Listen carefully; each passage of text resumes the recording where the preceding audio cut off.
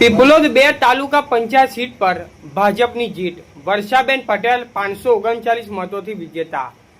પીપલોદ 2 તાલુકા પંચાયતની સીટ પરથી ભારતીય જનતા પાર્ટીના ઉમેદવાર વર્ષાબેન અલ્પેશભાઈ પટેલે 539 મતોથી વિજય મેળવી નોંધપાત્ર જીત હાંસલ કરી છે। આ જીત સાથે ભાજપ વિસ્તારમાં પોતાની મજબૂત પકડ કરી એકવાર સાબિત કરી છે કે ચૂંટણીમાં આ વિજય પાછળ સાલિયા ગામના સરપંચ પર્વતભાઈની જોરદાર મહેનત અને સક્રિય કાર્યશૈલી મહત્વપૂર્ણ સાબિત થઈ છે।